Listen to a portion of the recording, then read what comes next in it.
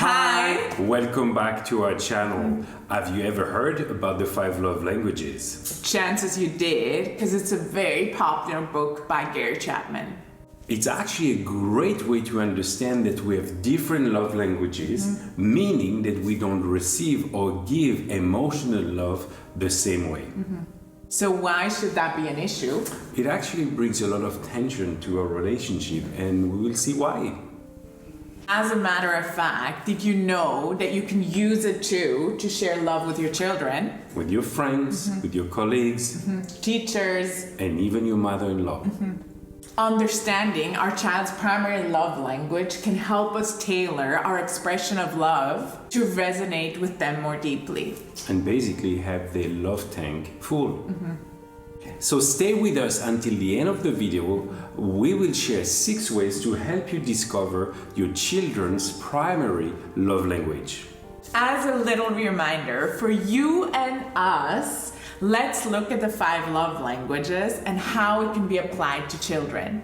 So number 1, words of affirmation are actually positive and encouraging words. I'm proud of you. You are so kind. You did such a great job. These empowering phrases boost their confidence and self-esteem. But we should know that negative words or raising our voice can hurt very deeply. The second we'll look at is quality time, the undivided attention. Playing games, reading together, having a meaningful conversation is very important for those children. Like we said in another video, put your phones away and they will feel very valued and loved. And they appreciate those long bedtime routines and those amazing hot chocolate dates. But be aware that long times away, for example on a business trip, or if you are very busy and you don't have time for them, can be very difficult. Number 3, act of service. It's helping someone or doing something for them. Like making their favorite meal or helping them with homework, tidying up their room. It demonstrates thoughtfulness and care. But be careful to not misuse their helpfulness and always ask them, but let the other children have their turn too. Number 4, physical touch is showing love, for example, with kisses, high fives, hugs, holding hands. Those kids love it. Because it gives them security and fills up their love tank. Even though physical touch may not be your child's primary love language, it's very important to know that every child needs physical contact. And even the teenagers, of course. And number 5, receiving gifts. It's not about the price tag, but the intention, the sentiments behind. The appreciation and surprise can make them feel, but me too, cherished and loved. But be aware to not grab whatever from the shelf because you're like, oh no, I need to get a gift. But listen attentively to them what they would like. So those are the 5 love languages, and knowing and speaking them is very important. It's a great tool to be able to fill the emotional tank of our children. It also helps us to analyze our own communication to avoid that we speak a different love language or we use the love language negatively. For example, if your child's love language is quality time and you're constantly filling up their tank with words of affirmation. It is very important to remember that when your child is under 4, we should speak all the 5 love languages because their primary love language is not set yet. But after 4, be mindful of not putting your children in a box, but re-evaluate if it's still the same love language.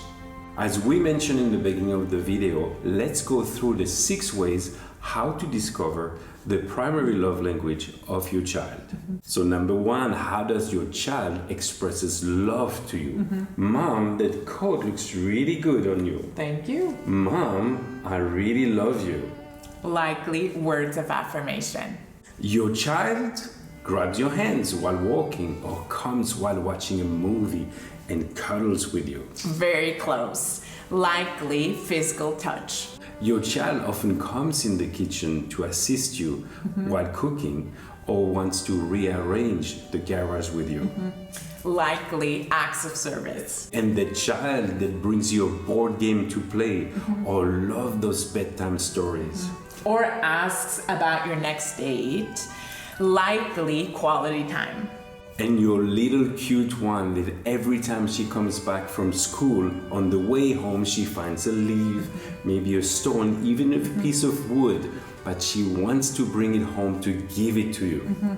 Or for me, what it meant is from birthday parties, I always brought a little piece of cake for my mom to try.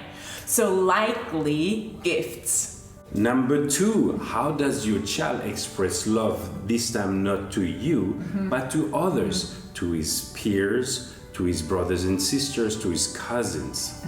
It will be similar examples that we've already mentioned, but just for others. So number 3, what does your child ask most often? For example, is he asking you to go on a date very often? Or play a board game, read something together, then it's likely quality time. Oh, mommy, can you please give me a back rub today? Or daddy. Likely physical touch. Mommy, look at this. This is my new drawing. Look at my Legos that I built. Likely words of affirmation.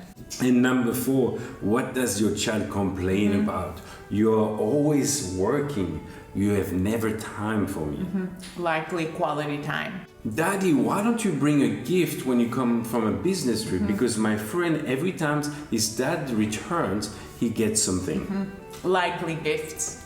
And number 5, to find out their primary love language, give them a choice. Do you want to go and play football, quality time, or would you rather have a back rub, physical touch? Or would you like me to bake cupcakes for you, acts of service, or should we go on a date together, quality time? Or a very good one would be on their birthday to ask, would you rather have a gift or go on an adventure trip together? And number 6, you can play a game by asking them, what did you appreciate the most in the last week? So what did you appreciate the most in the last week? I love the little candy you brought home to me on Tuesday. Gifts. So what did you appreciate this week? I really love that you took me to the playground and afterward we went and played football. Likely quality time. So these are just 6 ways to help us learn about our children's primary love language. We're sure this was a good refresher, but maybe some of you've heard this the first time. So have fun, explore the 5 love languages for your spouse first, and then your children. If you found that video encouraging, join us weekly for practical and life-giving insights on this beautiful journey called parenthood. Until then, bye.